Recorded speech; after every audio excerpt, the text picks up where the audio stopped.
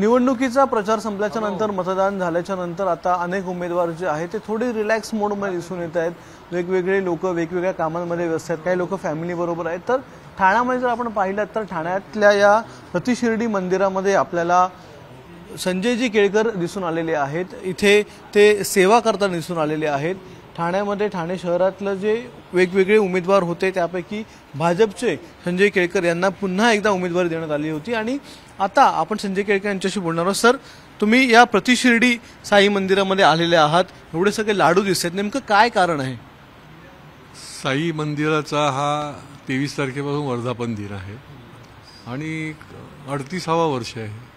त्यामुळे इथल्या अनेक व्यवस्था असतात। आता आमचे अध्यक्ष मंगेश नईबाकर इथे बसलेले आहेत, भाऊ आहेत, ही सगळे अतिशय गेल्या महिन्याभरापासून या कामामध्ये आहेत। मी सल्लागार आहे, प्रमुख सल्लागार, आणि त्याच्यामुळे 6 लाख लाडू, जवळजवळ 15 टन लाडू हे लागतात, कारण लाखोने लोक इकडे भक्तिभावाने येतात। त्याच्यामुळे आज या लाडूच्या प्रक्रियेमध्ये काल झाले मी पण सामील झालो।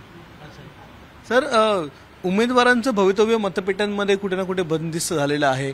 आज अनेक उमेदवारांची कॉन्टॅक्ट केल्याच्यानं कोणी फॅमिली बरोबर बिझी आहे, कोणी बाहेर फिरायला गेला, म्हणजे 2 दिवसांचा वेळ मिळालेला आहे।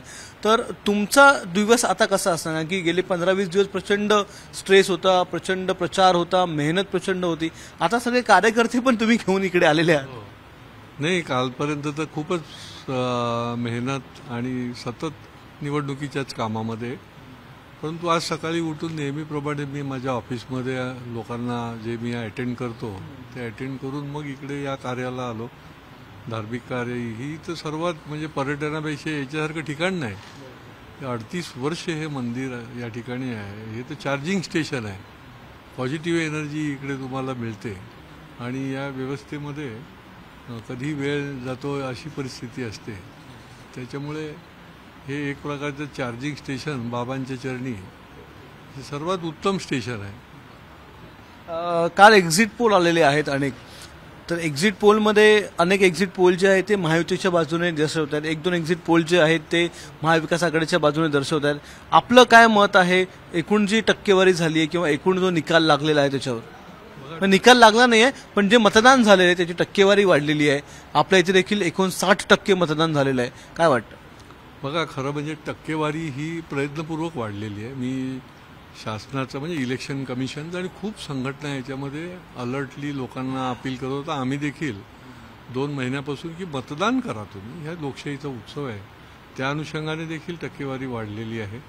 आणि मला खात्री आहे की शेवटी अनेक कामं केल्यामुळे मेजॉरिटी देण्याचं काम जे आहे ते मतदार जो आहे तो महायुतीलाच देणार आणि कुठे काठावर नाही तर डिस्टिंक्शनमध्ये महायुती जी आहे ती महाराष्ट्रामध्ये सरकारमध्ये बसेल।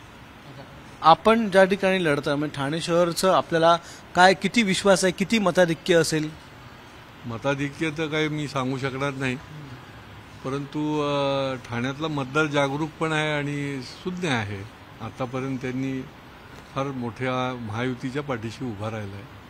त्याच्यामुळे याही वेळेला अतिशय जोरकसपणे आणि इकडेही वोटिंग चांगलं झालं आहे, 59% झालं आहे, तर आमच्या पाठीशी हा मतदार जो आहे तो उभा राहिलेला आहे आणि निश्चितपणे या ठिकाणाहून आम्ही निवडून येऊ। एक शेवटचा प्रश्न विचारतो, आता समजा म्हणजे हे सगळं झाल्याच्या नंतर आपली सेवा झाल्याच्या नंतर परवा निकाल आहेत, तर निकालाच्या नंतरचं काही प्लॅनिंग आहे का की कशा प्रकारे काम केलं जाणार आहे किंवा कशा प्रकारे तुम्ही काम करणार आहात पुन्हा एकदा? नाही, आता उद्या मी आमचं जे संस्था आहे समतोल मामनोलीला, त्या ठिकाणी अनेक आमच्या ॲक्टिव्हिटी तिथे मी जाणार आहे आणि परवा निकालाच्या नंतर शेवटी तुम्हाला लोकांचंच काम करायचं आहे। त्याच्यामुळे मग दैनंदिन काम जे आहे ते ऑफिसमध्ये ठराविक वेळेला उपस्थित राहून जनसामान्यांची सेवा करणं, त्यांना न्याय मिळवून देणं हे परत सुरू करू।